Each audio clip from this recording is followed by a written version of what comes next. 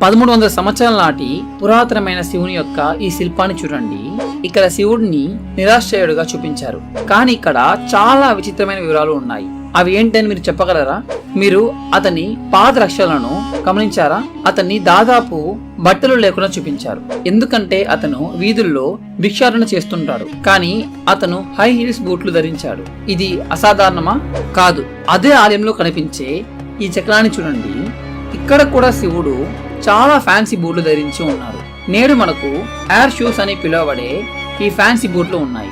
వాటి అరికాలిలో చాలా గ్యాప్ ఉంది. కానీ 1300 సంవత్సరాల క్రితం చెక్కబడిన అదే టెక్నాలజీను మనం చూడవచ్చు. కానీ ఈ అవతారంలో బట్టలు కూడా కొనలేని మరియు ఆహారం కోసం అడుక్కుంటున్న శివుడు ఎల్లప్పుడూ బూట్లు ధరించి ఉన్నట్లు ఎందుకు చూపించబడ్డాడు?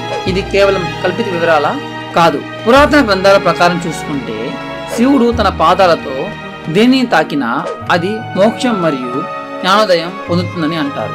అందుకే మీరు ఎల్లప్పుడూ శివుడు బూట్లు ధరించి ఉన్నట్లు చూస్తారు. ఆయన తన చెప్పులు లేని పాదాలతో తన భూమిని తాకితే ఆయన అన్ని మానవులకు, జంతువులకు, మొక్కలకు మరియు సూక్ష్మజీవులకు వెంటనే జ్ఞానోదయం పొందగలడు.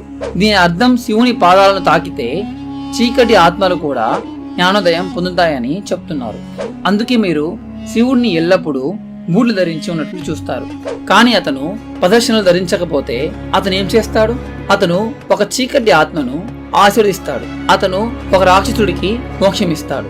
శివుని ఈ నృత్య రూపాన్ని చూడండి.